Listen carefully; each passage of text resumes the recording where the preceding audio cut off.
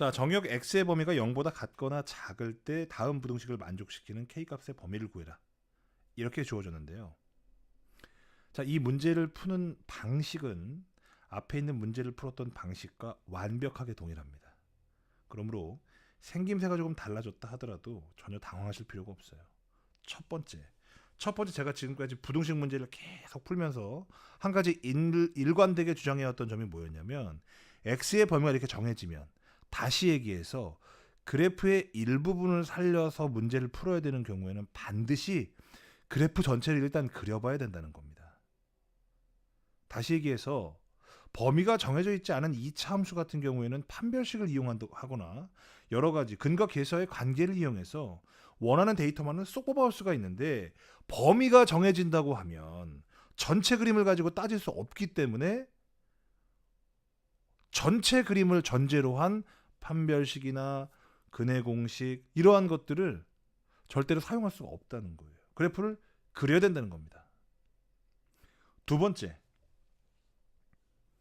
미지수가 있는 부분은 오른쪽으로 넘기라고 했어요. 이 문제가 조금 더 어렵게 이렇게 나와가지고 이렇게 x세제곱 플러스 6x제곱 플러스 9-kx 이것이 0보다 작다라는 형태로 되어 있다 하더라도 여러분은 전개에서 k가 붙은 걸 오른쪽으로 넘겨주셔야 돼요.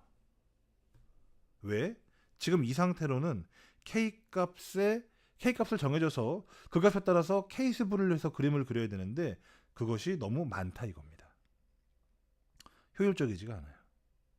자, 그래서 저는 어떻게 할 거냐? 먼저 왼쪽에 있는 그래프를 그립니다. 자, 이건 쓸데없는 식이니까 버리고요. 자, 다시 식을 그대로 쓸게요. x세제곱 플러스 6x제곱 플러스 9x kx보다 작거나 같다.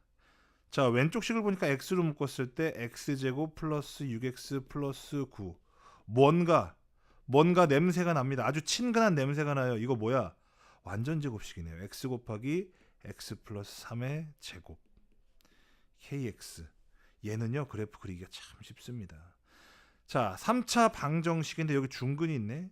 그리고 여기 이제 실근이 하나 있고요. 중근은 뭐다? 터치. 즉 중근은 접한다고요. 즉 근이 지금 마이너스 3에서 중근이 하나 있고, 자, 위에다 쓰겠습니다. 그래프를 그려야 되니까 마이너스 3에 있고 여기 0에 하나 있는 거거든요. 근데 최고차항 계수가 플러스니까 얘는 올라갔다가 내려갔다가 올라가야 돼요. 그런데 이게 중근에는 어떻게 된다? 이렇게 올라가서 터치하고 내려온다고요. 접선의 형태로 터치하고 내려와서 올라가서 다시 올라간다 이겁니다. 이해가 되시죠? 이것이 바로 그래프의 개형이에요. 아, 그러니까 얘는 좀 독특하게 생긴 덕에 도함수를 그리지 않고도 그래프를 얼마든지 그릴 수 있겠구나라는 겁니다. 됐습니까?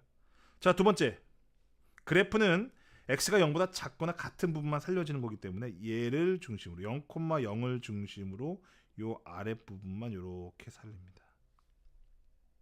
됐죠? 자, 그럼 세 번째, kx가 커야 된대요. kx가 커야 된대요. 자, 그러면 kx 그래프를 한번 그려볼게요. 파란색으로 그립니다. 파란색으로 조금은 진하게 그려봅니다. 조금은 자 진하게 그려봅니다. 이 그래프는요 기울기만 달라져요. y는 kx라고 하는 것은 원점을 똑같이 지나고, 그러면 노란색 그래프가 파란색 그래프보다 아래에 있어야 돼요. 그럼 볼까요? 자, 얘는 그래프가 이렇게 변합니다. 이렇게 변해요. 이렇게 기울기가 변하는데 이 상태가 되면 어떻게 돼요? 만나버리죠. 그러면 돼요, 안 돼요? 같은 거 돼요, 안 돼요? 됩니다. 돼요. 이 상태는 어때요? 괜찮죠? 이 상태는 어때요? 안 되죠. 파란색이 노란색보다 위에 있어야 된다고 했는데 안 된단 말이에요. 그럼 어떻게 해? 요거 되고 이렇게 쭉 되는 거죠. 자, 파란색 그래프만 보세요. 다른 거 다 버리고 x축 y축과 파란색 그래프만 보세요. 이렇게 되면 기울기의 부호가 플러스예요, 마이너스예요? 마이너스죠, 그렇죠? 이렇게 됐을 때 기울기는 0이고 0보다 같거나 어떻다? 작다가 되는 겁니다. 0보다 작거나 크다가 되면 이렇게 되는 거고, 이해가 되시죠? 그래서 0보다 작거나 같다라고 쓰시면 돼요.